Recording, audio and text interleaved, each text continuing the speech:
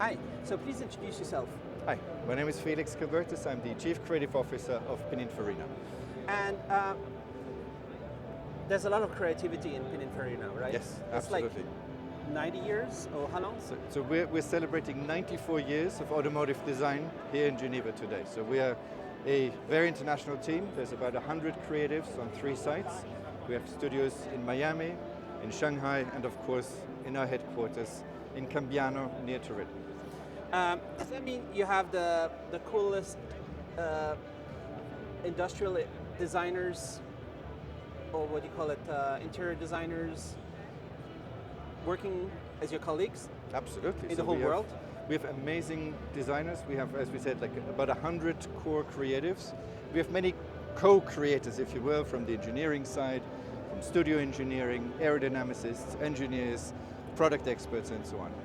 But we work in many different disciplines. So we do, of course, architecture, we do product design, we do automotive design, we do transportation design. So we do anything from boats to trucks to planes, two-wheelers, aeroplanes, yachts, you name it.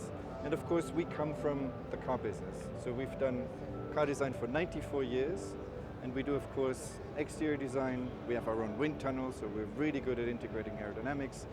And of course, we focus increasingly on UX, UI design, interior design, and of course, color and materials with, what we call ingenious materials, advanced and sustainable materials. It sounds like you're trying to make your job as fun as possible, just doing all these cool things. Is it like a designer is actually the people who create the future, right? Kind of, or.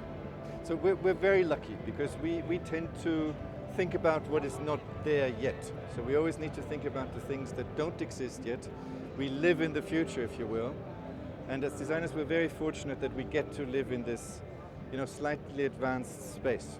And sometimes we need to kind of like even force ourselves to travel back into the now to convince people to take that, leap of faith to travel with us to the future, to what is possible in the future. It's like basically you're living in a sci-fi movie at the office every day. I guess, I'm just guessing, right? I have no idea. But I'm guessing it's a little bit like that, right? And then you're trying to see what part of, let's say a really cool sci-fi movie, what part do you want to have in your life? And what part do you think people want to have? Very good point. Right? So I think that's a great analogy, because science, fiction, that's exactly what we do. So we work scientifically, we work with engineering, we work with aerodynamics, but we're about fiction. We're about the things that might not exist yet. It's the beginning of a story, and as you know, a story can then turn into a movie, can turn into characters, can turn into objects, can turn into a universe, if you will. So yes, it is science fiction what we do, very much so. And I love watching YouTube videos with Bjarke Ingels, because I'm half Danish. And there's all these crazy projects with like he's creating cities and stuff. And are you also doing this kind of things, right? So you're also doing the concept for whole city, or for like a building? Yes. This part of your everyday work? Absolutely. So we have an architectural design team that is living partially in Italy, partially in Shanghai, and partially in Miami. We do a lot of that, so we can offer all of these services, from urbanism to interior design to architecture and to even branded residences. So this is one of our most aggressively growing parts of the business, actually. That sort of high-end real estate that we have the pleasure of creating for some real estate developers around the world. Do you basically have to hire some incredibly talented artists, kind of? Is it like art to create a drawing that just looks so, like where people say, oh yes, this is great? Because you already have a bunch of tools, what shapes are good, then you just take the shape, copy and paste it over there, or it's not, So it's a lot of the things that you mentioned. So there's always an artistic side, like as you said before, science and fiction. I think in the fiction part you can also find the art. And of course we are creatives, we work with shapes, with colors, with drawings, with 3-dimensional sketches, 2-dimensional sketches, but we always base it on reality. So this is what makes us different from, let's say, a fine artist. We're more on the applied art side of things, because we want to make things real. We want to take it out of the science fiction side and turn it into the reality of tomorrow. I guess there's all these restrictions in terms of what real life limitations, and you can't just. I mean, this looks so cool, and I see so many. I think she's called Supercar Blondie, Sure. and she does amazing videos. But I'm pretty sure like it's hard to see this in real life sometimes.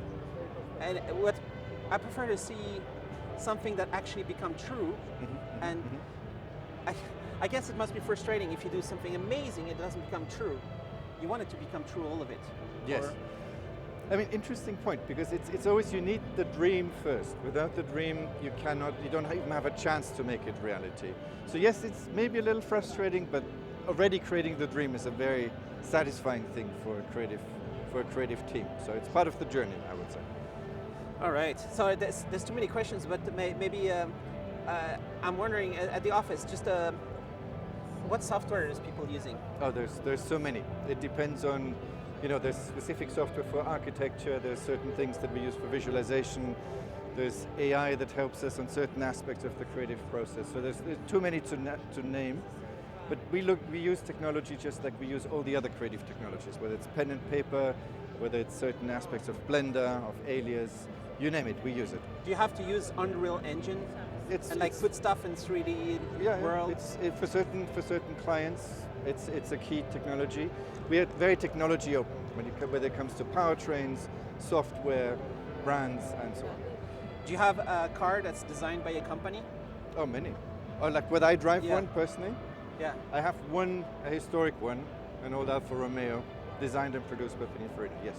Nice. So because it must be satisfying to see in real life what you were working on. Absolutely. Maybe 3-4 years before it comes.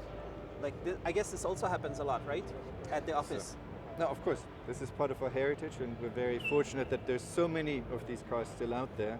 And yes, we're very happy to drive some of them. And sorry, I was mentioning Bjarke Ingels, for example. Yes. Is there like architecture firms, and very big famous ones, that partner with you on doing part of their project, and maybe you just do the interior design and they do the building, or? So we partner with many co-creatives. We do that in different industries as well.